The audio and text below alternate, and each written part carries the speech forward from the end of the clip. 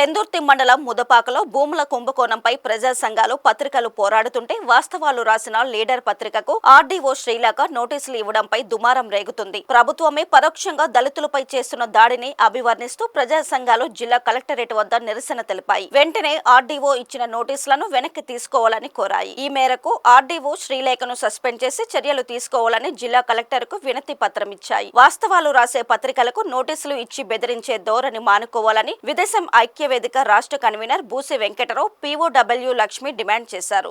రాష్ట్రంలో దళితులు సాగులో కానీ నివాసంగా కానీ ఉంటున్నటువంటి ప్రభుత్వ భూములు ఏవైతే ఉన్నాయో వాటికి పట్టాలు ఇచ్చి రెగ్యులేట్ చేయాల్సినటువంటి ప్రభుత్వాలు దానికి ల్యాండ్ పూలింగ్ అని, ఉడా అని, లేకపోతే ఇంకోటి అని ప్రతిపాదనలు పెడుతూ దానికి మళ్ళీ మధ్యలో కొంతమంది ఏజెంట్లని ప్రోత్సహించి వారి ఇన్సైడ్ ట్రేడింగ్ ద్వారా మా దగ్గర దొంగదాటుగా భూములు రాయించుకుని వినకపోతే మా మీద తీవ్రమైనటువంటి ఒత్తిడి తీసుకొచ్చి కేసులు పెట్టి పోలీస్ ఫోర్సులు పెట్టి మా భూమిలో సర్వే చేస్తుంటే నేనే లేకుండా ఇది రైతు భూమి కాదు, దీంట్లో ఏ దళితుడు లేడు, ఇది ప్రభుత్వ భూమి అని చెప్పి వెంటనే ఆ ప్రభుత్వ భూమిని పక్కా ల్యాండ్ బ్రోకర్గా ఉన్నటువంటి నడింపల్లి వెంకటరామరాజుకి దఖలపరిచాయి ఈ ప్రభుత్వాలు. గత ప్రభుత్వం అదే చేసింది.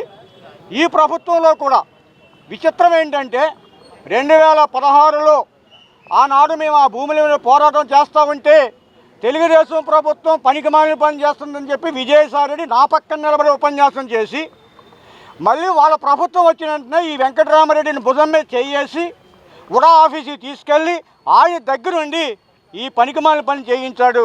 ఈవేళ గత ప్రభుత్వం చేసినటువంటి అవకతవకలు సరిదిద్దుతామని చెప్తున్నటువంటి తెలుగుదేశం ప్రభుత్వం విజయసాయిరెడ్డి నేతృత్వంలో జరిగినటువంటి ఈ ముదపాక భూముల కుంభకోణంలో దళితులు పోరాడుతూ ఉంటే దానికి ప్రజా సంఘాలు పత్రికలు సపోర్ట్ చేస్తూ ఉంటే వార్తలు రాసినటువంటి పత్రికని నేరస్తుడిగా చిత్రీకరించి నోటీసు జారీ చేయటం, ఆర్డీఓ గారి పేరు మీద నోటీసు వచ్చింది. నేనైతే ఒకటి ప్రకటించదలుచుకున్నాను. ఆర్డీఓ గారు కలెక్టర్ గారి మంత్రి గారికి తెలియకుండా ఇలాంటి నోటీసులు ఇచ్చి ఉండరు. ఇది ప్రభుత్వమే పరోక్షంగా దళితుల మీద దాడి, అటు జర్నలిస్ట్ మీద తుపాకీ పెట్టి దళిత రైతులని, దళిత ఇళ్ళ స్థలాలు ఉన్న వాళ్ళని నాశనం చేయడం కోసం జరుగుతున్నటువంటి కుట్రగా మేము భావిస్తూ ఉన్నాం.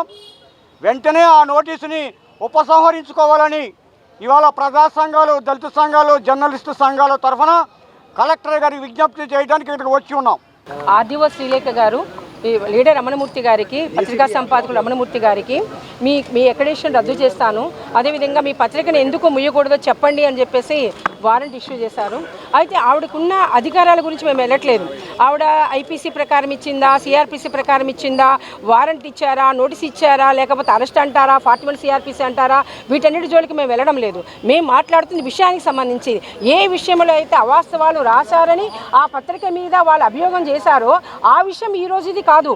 ఈ ముదపాక భూములు, దళిత భూముల్లో ఆ భూములకు సంబంధించిన దాంట్లో అక్రమాలు జరుగుతున్నాయి, అవినీతి జరుగుతుందనే విషయం గతం నుంచి మొత్తం కూడా పెద్ద ఎత్తున అన్ని పేపర్లో ప్రచారమైంది. ఆనాడు పవన్ కళ్యాణ్ గారు వచ్చారు, అదే తెలుగుదేశం పార్టీ వాళ్ళు వచ్చారు, అందరూ కూడా మాట్లాడారు. ఇప్పుడున్న విచిత్రం ఏంటంటే వాళ్ళు ఈరోజు రీఓపెన్ చేయించారు. ముఖ్యమంత్రి ఆఫీస్ నుంచి, లోకేష్ గారి ఆఫీస్ నుంచి దీన్ని రీఓపెన్ చేయించారు.